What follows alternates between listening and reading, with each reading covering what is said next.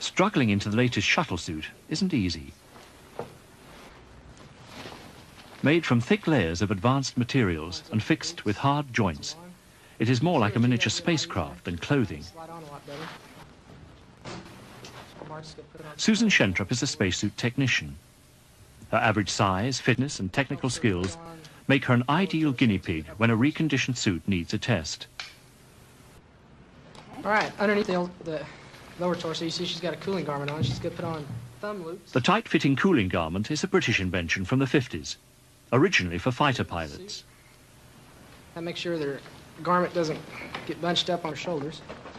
And she absolutely just dives through, puts her arms up and pushes with her legs straight up into the hut, or the hard upper torso.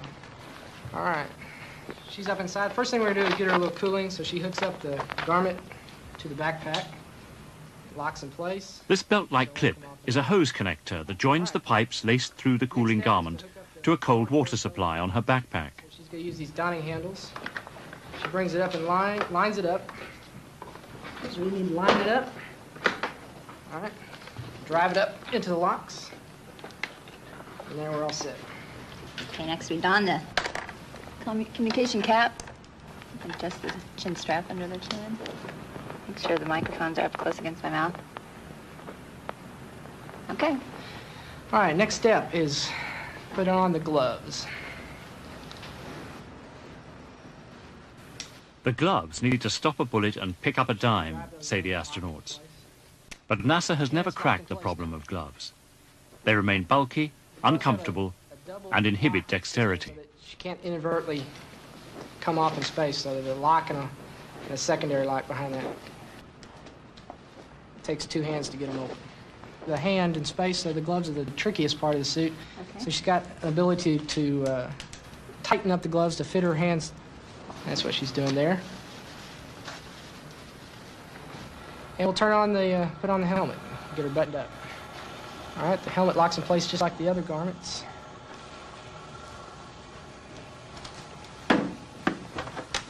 She lines that up, drives it down, and she can lock it in place. And she's ready to go outside. So we're going to take her off the wall. The shuttle suit weighs over 250 pounds. This cumbersome suit is all that NASA can offer its astronaut in space. Use out space or the helmet visors. It is a triumph, not of science, but of engineering. A culmination of a 50-year struggle to live outside the protection of Earth's atmosphere. A mere 30 years from now, the US administration expects Americans to step onto the surface of Mars. For that, this suit is useless. So where does NASA go from here? And how did it get here in the first place?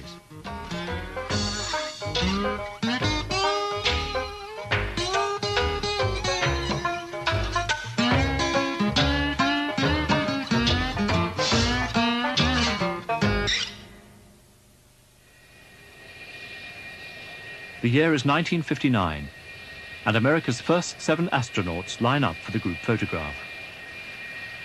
Afterwards, John Glenn, perhaps the embodiment of the crew-cut all-American space hero, climbs aboard an Air Force fighter.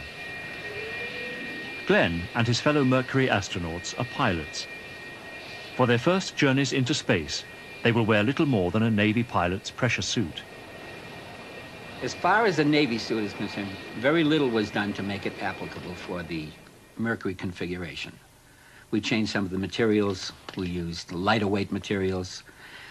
We used an aluminized version of that material to jazz it up, if you will. There were no real requirements for having, as far as I remember, an aluminized outer garment. But it looked good. It did make it different from the Navy version, and the entire suit was lighter. The suit would expand, pressurize you, keep you in a safe atmosphere until you got down to a lower altitude where the suit would deflate again, and there you were just like flying in a flight suit. It was a suit simply to provide backup protection in the event the cabin lost pressure. America's first space pilot, Alan Shepard, knows that this is all he can expect from his silver-coated suit. It might get him home if his tiny Mercury capsule loses pressure, but it is doubtful.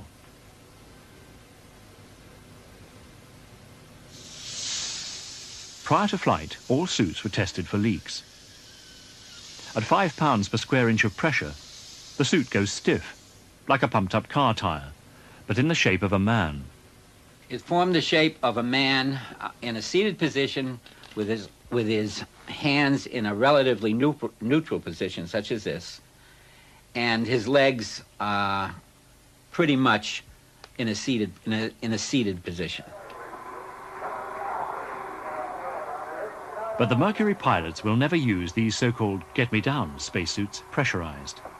Every flight succeeds, so the silver suits are worn deflated and soft, just as they were in fighter jets.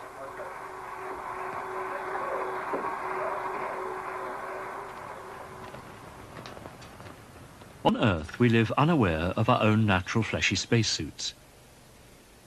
Muscular power pressurizes us, keeping everything in place, pressurizing the blood, squeezing the internal organs, and inflating our lungs. All around us is pressurized gas. We call it air, but it is heavy, at sea level weighing over 14 pounds per square inch. This weight forces air into us, helping us breathe, so we don't have to gasp to get oxygen from the air. Two things happen as we climb above sea level. We breathe more heavily as the air gets thinner, and our bodies expand as internal pressure overpowers the lighter atmosphere. Once in space, there is no air, and our pressurized bodies, released from counteractive atmospheric pressure, would simply explode as our blood boiled.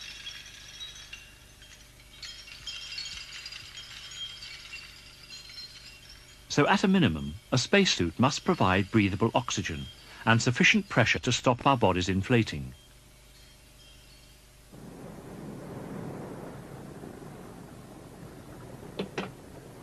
It was the high-flying American, Wiley Post, who in 1934 first wore a pressure suit for altitude record attempts. He discovered that when his soft rubber suit was pressurized, it became hard and immobile.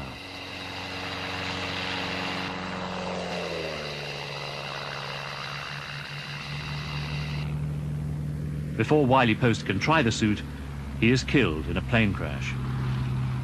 You could look at a spacesuit as encapsulating the body in a balloon. And the pressure comes from the inflation of the spacesuit to provide an adequate pressure around the body that's required for survival, in particular in a vacuum of space.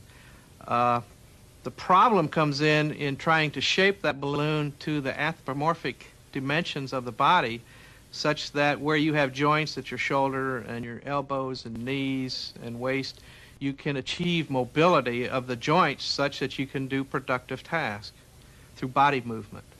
So the pressurization that's required to pressurize a suit acts as a force that the astronaut must overcome in moving the joints of the suit.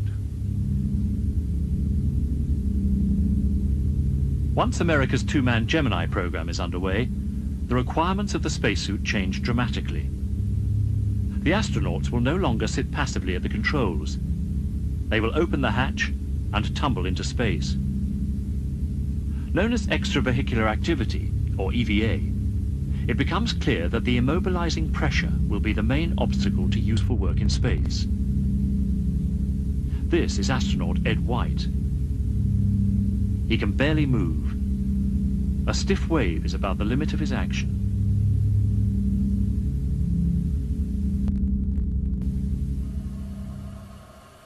To investigate the problem, a complete EVA simulation had been developed in huge underwater tanks.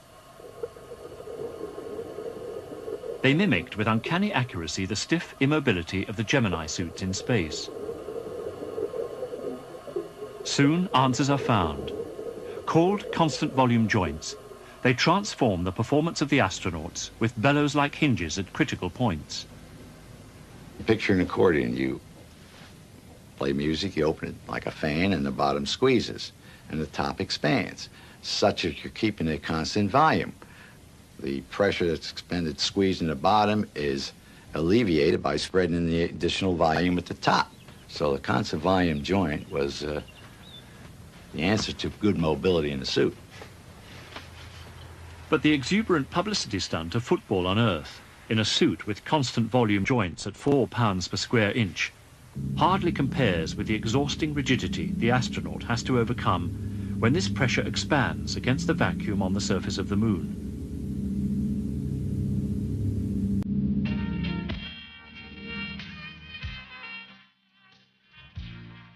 The age of Apollo was the high point of suit research. With money no object, outrageous and practical answers were offered.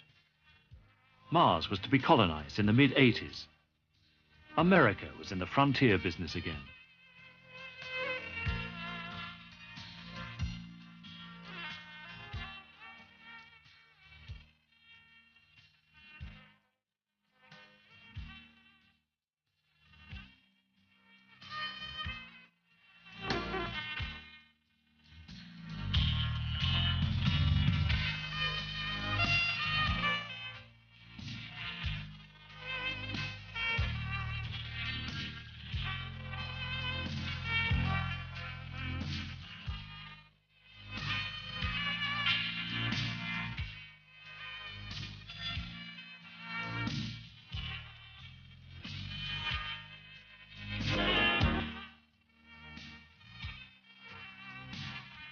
Back on Earth, the business of spacesuit construction was somewhat less romantic. With the vast American military-industrial complex to draw on, it seems odd that a sleepy town in Delaware should become home to the uniform of the American space hero. Just outside the town of Dover is ILC, once known as International Latex Corporation, and before that part of Playtex, the living bra people. Sole contractors for all US spacesuits since Apollo, ILC used the corsetry skills of lady seamstresses to ensure absolute integrity.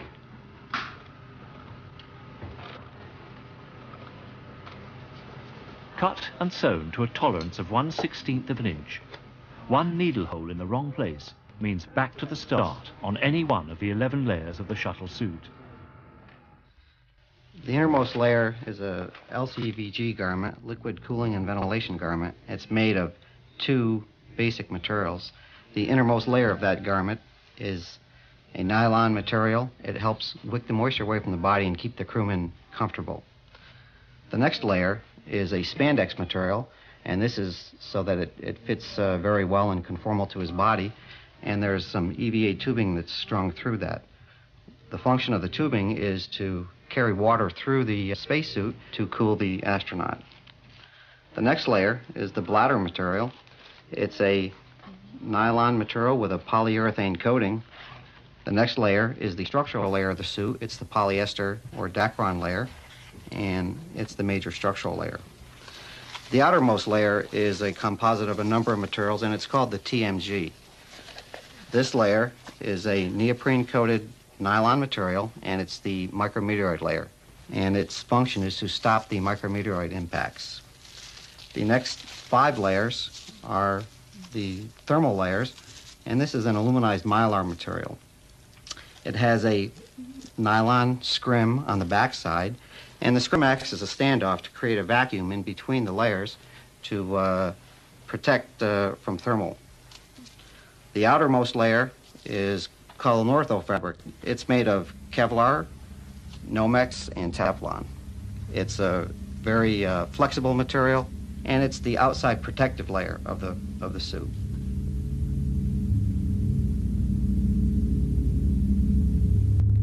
The NASA spacesuit has evolved layers of material through stages of development to the thick and heavy space vehicle it is today. But it remains a distant cousin of the original Mercury suit. The big problem in Mercury was comfort, unpressurized. Today in shuttle, the problem is making sure we don't have any kind of problems that could cause an abort of the mission that you are trying to achieve or loss of life of an astronaut. Because it is, when you're in a spacewalk, you're right out there, and there's very little thickness of material in the bladder and restraint between you and the vacuum. Apart from sheer material strength, there are more complex reasons for the bulk of today's shuttle suit. Inside the shuttle's cargo bay, temperatures can reach 121 degrees centigrade, and yet on its dark side can drop to minus 157 degrees. In addition to this, the working astronaut is creating heat too. The human body acts like a flame. It produces heat, at least 100 watts, equivalent to a 100-watt bulb when you're just practically asleep. Could be 10, 15 times that much when you're doing exercise. So that heat is being pumped into the spacesuit. The spacesuit's like a thermos bottle. It's heating up. If we didn't remove the heat that built up inside that thermos bottle, you'd cook them. So cooking is what they did. Astronauts worked for hours inside suits under heat lamps to make sure death through exhaustion couldn't happen. Even today, the simple British underwear with its piped cooling water still works perfectly under all conditions. The heat was picked up that was generated on the skin by these pipes, precluding, therefore, perspiration, so that for a finite period of time, and it ran anywhere from 4 to 6 and maybe emergency 7 hours, where you could work hard and not perspire. And for certain periods of time, you could work at a rate of 2,000 BTU per hour, which is extremely high, equivalent to the soaring down of a tree in the tropics, and you would not perspire. This has got to be one of the most proud moments of my life, I guarantee you. The moon was the real test.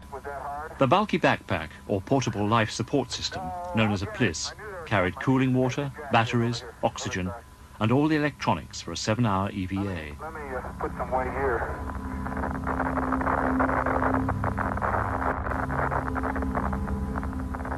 The PLIS was a miracle of mid-60s technology, and coupled to the suit, remains a target for weight and reliability today.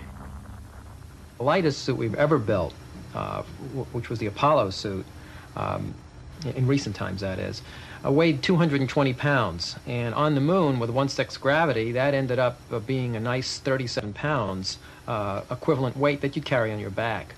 If you were to take that suit and put it on Mars, it would weigh 80-somewhat pounds. It would just be way too heavy to walk around in. Now, that was the Apollo suit. Now, since then, we've evolved through all the bells and whistles and everything else that we've wanted to put on to a suit that's approaching 300 pounds, and projected space station suits are, you hear, anywhere from 350 up to, God knows, 500 pounds. So clearly, in terms of the weights, they're completely unacceptable.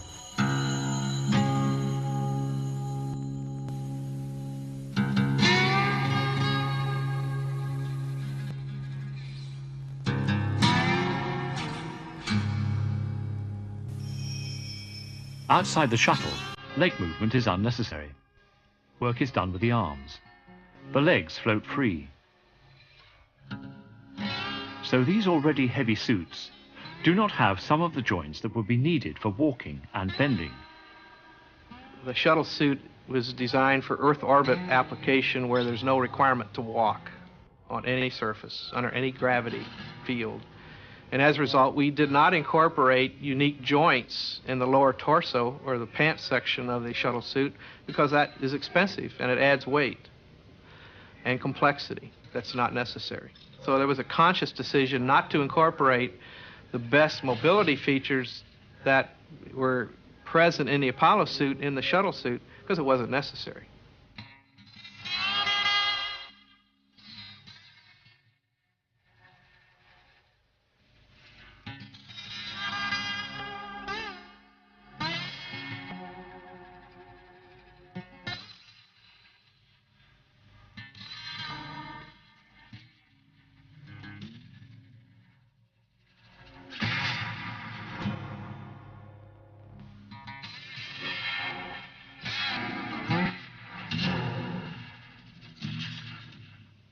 All current work in space is so-called upper torso effort. This upper torso effort is in marked contrast to the activity on the surface of a planet, where walking, or on the surface of the moon, so-called bunny hopping, had again been predicted with uncanny accuracy by NASA on Earth. Because of these original requirements, most of the data about human exertion in space comes from early models. What is the human machine? It's circulation, digestion, sight, hearing, balance, its endurance. Running, bending, climbing, and breathing profiles were developed. Today, revealing upper torso investigations are underway at Ames Research in California. What we're trying to do is simulate the muscular activity and the metabolic rate of an astronaut in extravehicular activity, what we call EVA. And so what I'm looking at is not only their oxygen consumption, how much oxygen their body is using, but also how much carbon dioxide their body is producing, and a number of different skin temperatures, core temperature, and of course heart rate, just to keep them safe. He's not only having to work against the seat, which is going up and down, which would happen in an astronaut in EVA. He might be working up and down with his knees bending, but he's also having to work on the seat, and that the seat is going from side to side. His feet are in restraints, and that's helping him to remain stable. That with the help of the legs and the muscles in the legs. One of the exercises we're also doing is keeping this seat in a locked position so that it does not move at all like you're seeing it now. So one day he may come in and do this exact test with it completely stationary, another day with it moving. Our premise is that on the day when he is in an unlocked or moving position as he is now, he's going to expend more energy because it's that much harder to do the work with the lower body, what we call the isometric work. This upper torso investigation is critical because in 1996, NASA's next step into space will not be to the planets, but to the weightless working environment of the space station.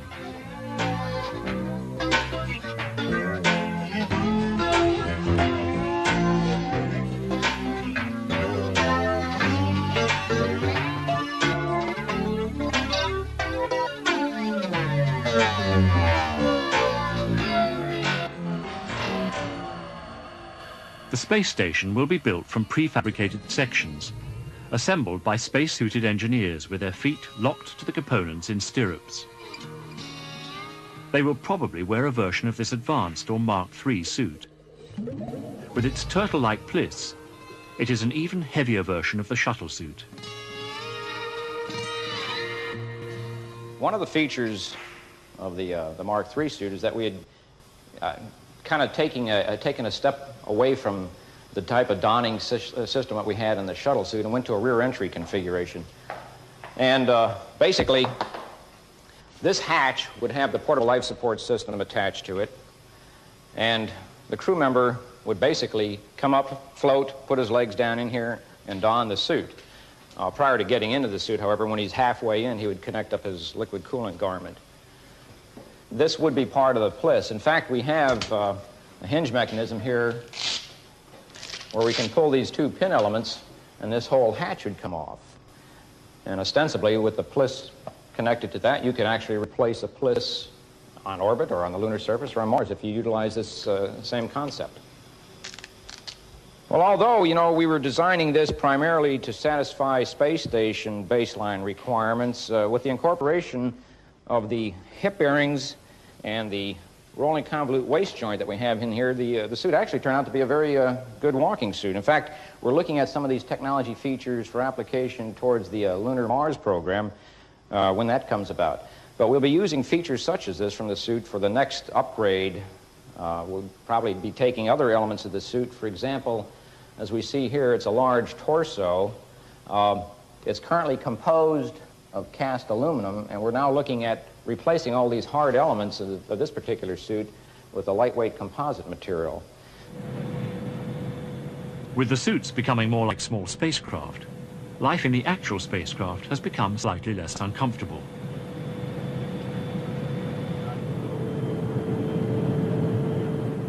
Instead of the suits being worn constantly, work on board the shuttle is as near normal as weightlessness allows. Pressurized to Earth atmosphere, breathing normally and wearing shorts, the crew offer a tantalizing glimpse of a very different type of life in space.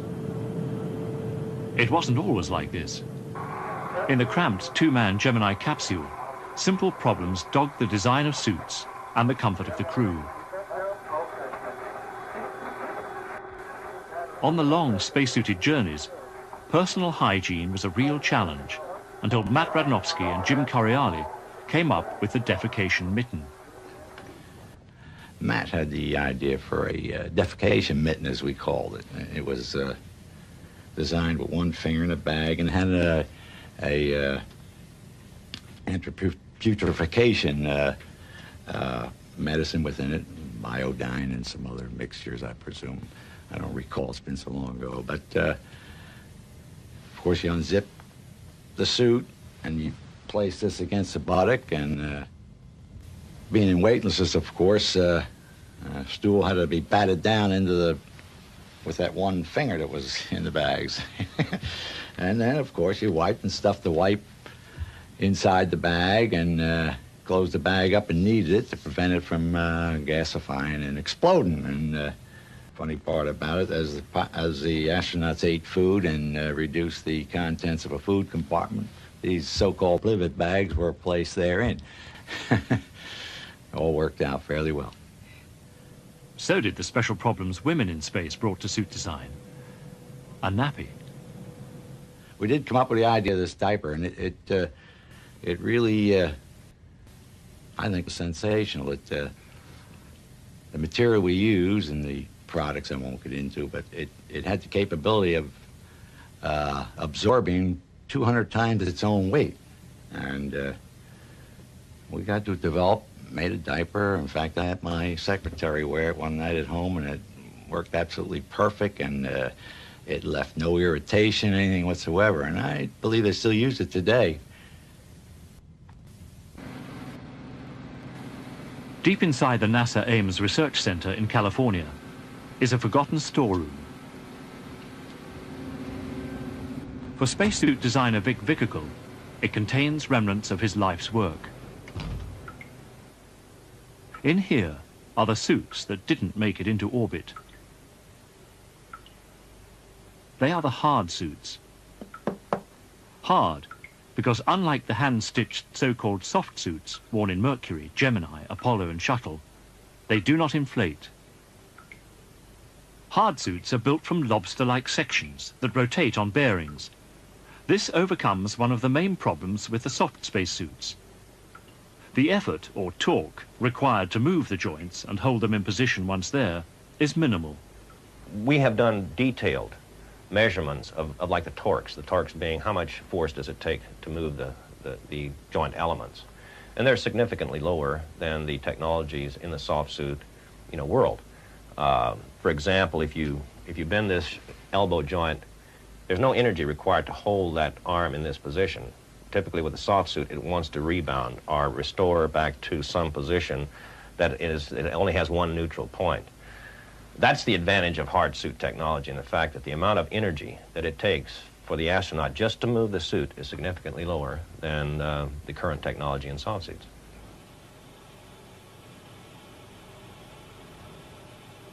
Hard suits are not new. In fact, work on hard suits started at the dawn of the space program, and while ungainly on Earth, promised improved mobility in the weightless vacuum of space. But as this early research film shows, getting all the joints into the right place can be a problem.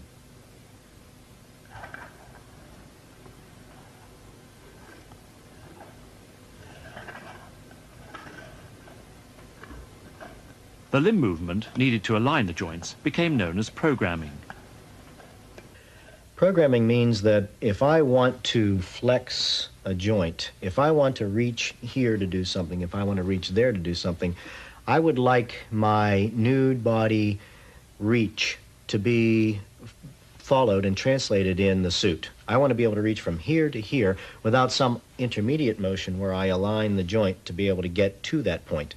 And programming is an aspect that runs into, that is more likely to happen within a hard joint. Now, there are good hard joints designs that minimize that, but that programming aspect is a problem that we've seen in hard joint construction.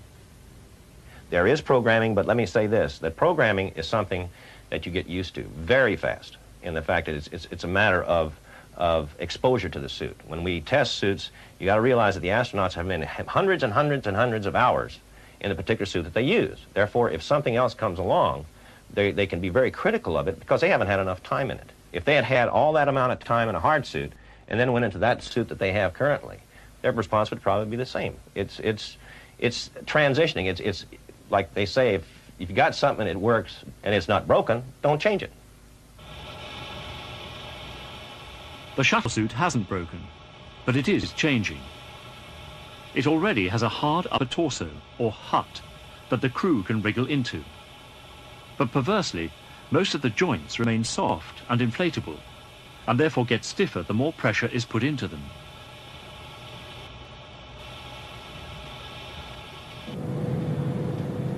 The atmosphere on board the space shuttle is similar to Earth pressure, about 14 pounds per square inch. So to get into a suit at 4 pounds per square inch, a period of decompression is necessary. This takes 24 hours as they drop the pressure inside the shuttle to 10 pounds, about the same pressure as high places on Earth, like Mexico City or Denver, Colorado.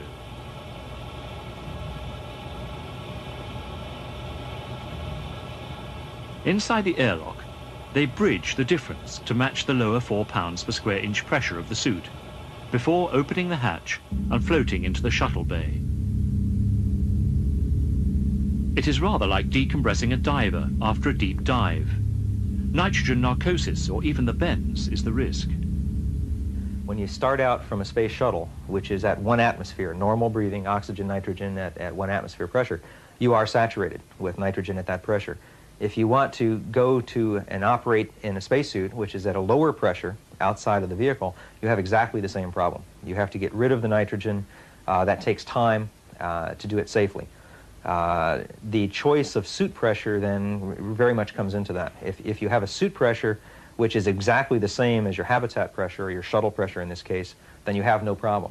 The lower you make the pressure in the suit, the more problem you have with getting rid of that nitrogen, exactly as a diver has to do.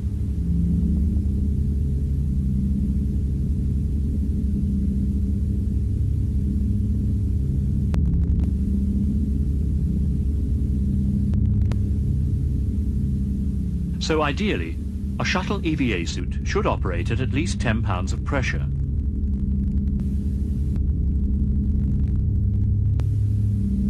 Yet if the suits used today were inflated to that pressure, they would become too stiff to work in. It is at high pressures that hard suit technology now begins to look more attractive. With these types of suits, it's rather, and I put in quotes, insensitive to the pressure, and the fact that the performance at 4 are at 10 pounds per square inch is negligible in terms of the astronaut being able to tell that there's a difference. Rotating at the shoulder. It's on Earth that astronauts can really tell the difference. Suits are worn mostly for training and testing. They spend relatively small amounts of time in space, and this has always given soft suits an advantage. I think 90% of the use in a suit was in training at 1G. And a hard suit is a lot, I think, much more uncomfortable. In fact, the first hard suits that I came across, and I tried one, had a bicycle seat that you had to sit on. And I don't know, I just ride my own bicycle around the street, and it's a little uncomfortable after a while, sitting on a bicycle seat.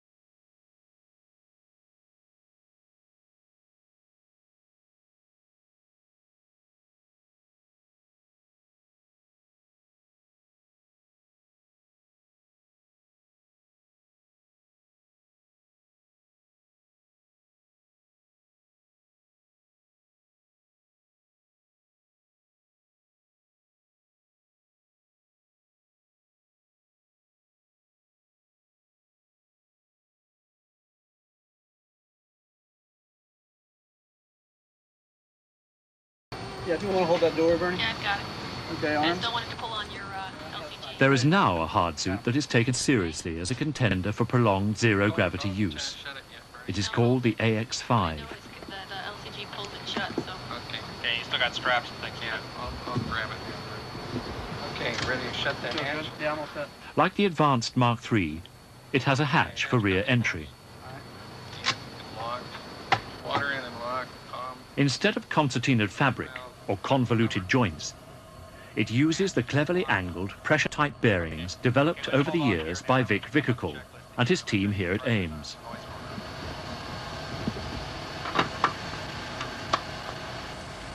Coming on and locked. Okay, railing coming out.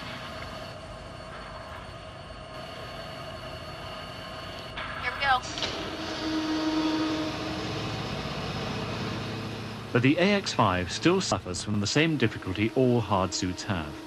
It is heavy and clumsy on Earth. Okay, I can see him now. Keep going. Okay.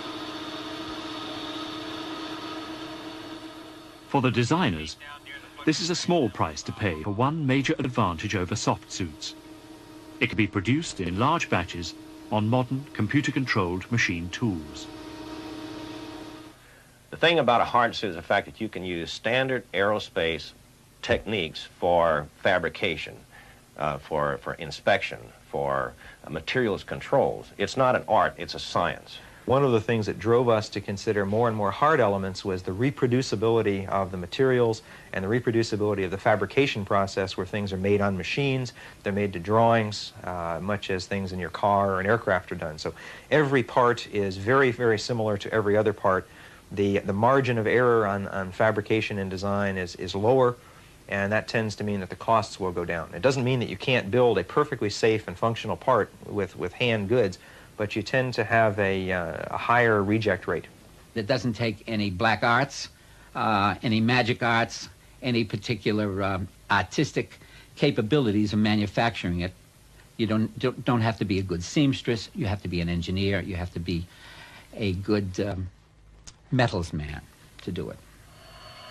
Just to give you an idea of the work envelope. And a metal man is the result. But in the weightless buoyancy of a water tank, an amazingly mobile one. Get down just about touch my toes. The remarkable thing about this suit is that it's a constant volume suit, which means that in any position I get into, it doesn't take any effort to hold the suit there. And again, I'm showing you the work envelope here while you're in these, while you have both feet in the foot restraints. And there are certain positions where you may have to just work around a little, what's called programming of the joint. But it's very slight, and it's really just a learning curve. You might not be able to go from point A to point B directly, but you figure out very quickly how to do that. What I can do is I can show you the mobility of the legs by just bending backwards, and you can see that you can go all the way back here. The limiting factor here is the bottom of the tank.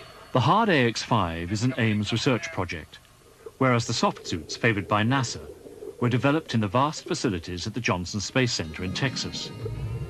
Until recently, there was a battle for supremacy between the two approaches, but it is likely that the best features of those hard suits and these soft suits will lead eventually to a new, much lighter hybrid outfit. We are moving in a direction of combining the best features of the soft suit and the hard suit. Unfortunately, the soft suit, hard suit issue has become somewhat of a debate, and it has somewhat polarized the community. But the reality is that we are already using a hybrid suit, and I think the pragmatists will have the day, and we will use the best elements of both. Certain features of the AX-5 suit that was produced by Ames is superior to any other suit we have. And we are looking to see how those features could be incorporated right now into the shuttle EMU. We have no pride of ownership in terms of this is ours and this is theirs. We have pride of ownership, and we have a good product. We put an astronaut in it, we fly. And we want to get the best for the crewmen that we can afford, that meets the requirements. And if it's a piece of the AX-5 or a piece of the Mark III, or it's a piece of a Project Mercury suit, we would use it if it was the best, if we could convince the system that that's the best and the program should use it.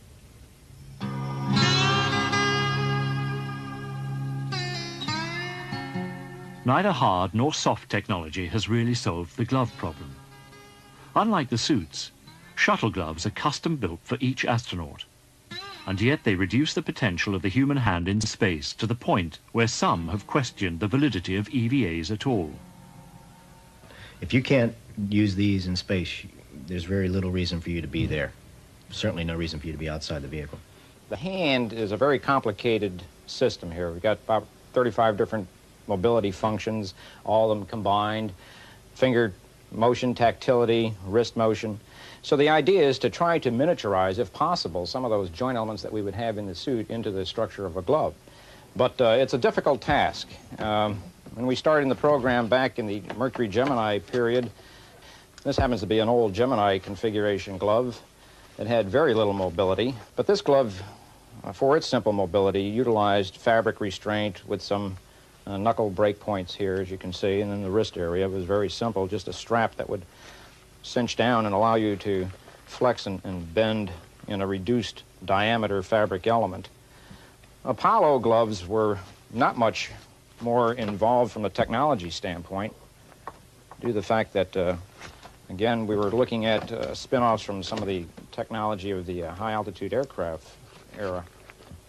The gloves for Apollo were custom designed to the individual's hand size, so it did help perform some mobility features, and also, again, being a soft material, gave good tactility as well as the dexterity of the material. The more advanced glove systems, as we got involved in higher operating pressure, relied more and more on hard structures. This was an early hard suit glove. You can see we had a rolling convolute wrist, a lot of hard ring blade elements, hard linkages, then a hard palmar structure, and we had, at that time, an internal type metacarpal joint. Joe Cosmo's Black Museum of Gloves is evidence of the frustrating difficulty of glove design for work in space.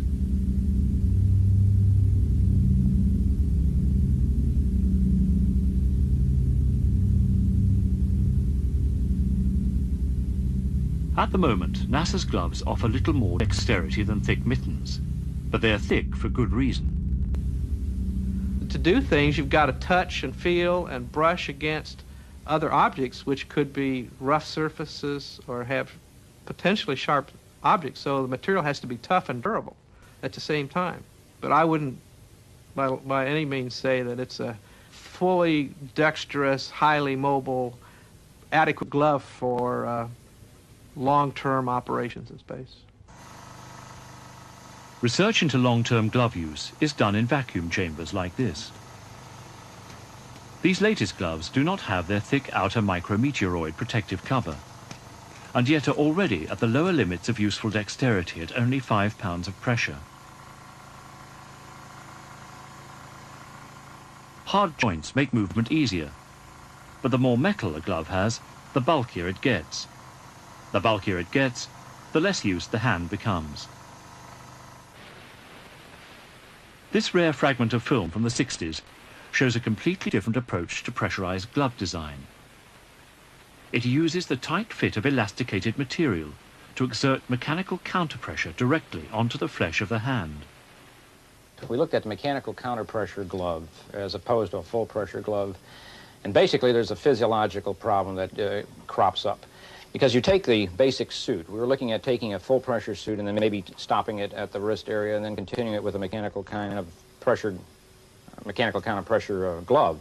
But then you have this pressure differential between the suit pressure and what the elastic material which you use basically in this restraint in a glove. And you find that the difference in this pressure causes a couple of problems. One is the fact that the hand's starting to swell. You get pooling because of the differential. You have lower pressure in the glove area than you have in the rest of the suit. And that's only tolerable for a very short period of time. Made to protect the wearer from the vacuum of space, the space activity suit consists of layers of elastic cloth. This is film of a suit that has long since rotted away. The elastic cloth exerts mechanical force on the skin to counteract the effects of breathing oxygen under positive pressure. The space activity suit allows an unlimited range of body motions. The subject walks, crawls, and climbs. This is not freely underwear. with little This is added the complete suit. Instead of air pressure, the suit uses the body-hugging properties of elastic to counteract the vacuum of space. We looked at a full mechanical counter-pressure suit. You have to have total counter-pressure in all areas of the body. And of course, as you flex your elbow or under your shoulder area, under the arms, and the crotch area, you have these discontinuities, and they have to be filled some way. And we find that you had to put either foam pads in those areas or some sort of a gelatin-filled bag. And so this now makes this system even more complex to try to integrate. Then you have to have the individual donning this system, and that was another problem, because these layers of material, each layer of material perhaps gave a counter pressure of somewhere on the order of a pound and a half. But it took about 2 or 3 of these layers to give full counter pressure. And so they had to slip on these layers individually, and the donning sequence was somewhat laborious. But 25 years ago, materials technology was the limiting factor. Today, there is a renewed enthusiasm for these failed ideas, because Mars has an atmosphere of about 1% the pressure on Earth, that might allow the use of a modern version of the skin suit. Where we want to be may look something like this, to something that looks pretty much like the Buck Rogers concept, a suit that is form-fitting and a very small life support system. People have been trying to develop this concept since about 1965, and they have not been successful generally because of materials problems. However, with the biological revolution that's in process now and our ability perhaps to tailor protein molecules, there may be a breakthrough out there in the future that would allow us to make a material out of a protein-like substance that could perhaps do this job for us. And my belief is that such a suit would be considerably lighter and would reduce the ventilation requirements of the life support system and allow the life support system to come down in size dramatically. What this requires is a revolution in spacesuit design as profound as the change from the old lead-weighted divers' outfits to today's scuba suits.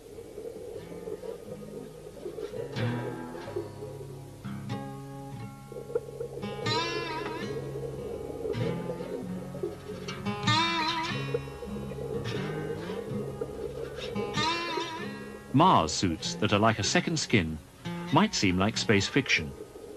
But for some, this development is simply a matter of emphasis. An emphasis on science rather than engineering. When you begin with a philosophy that you're going to drive the design of the suit by science, you end up with a totally different package than if you let engineering go away and design something for the scientists. In Apollo and in Shuttle and projected for station, what we've done is we've taken a suit that's really evolved from the Gemini days, even before the Gemini days, starting with the soft suit concept, and let it evolve through engineering changes and kind of bolted these changes on and made it more complex and gave it more capability.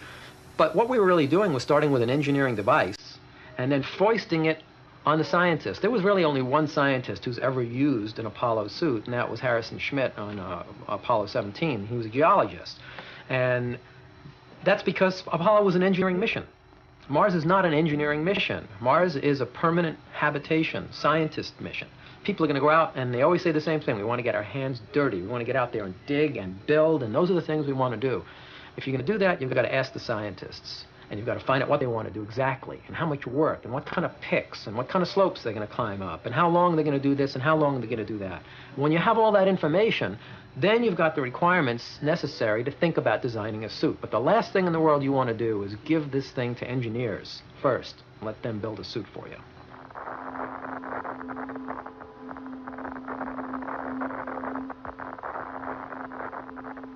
If a Mars mission is going to be devoted to going and planting flags and footprints, simply going to Mars and coming back and saying we've been there and bring back some samples, nobody wants to do it. The philosophy is one of permanent habitation.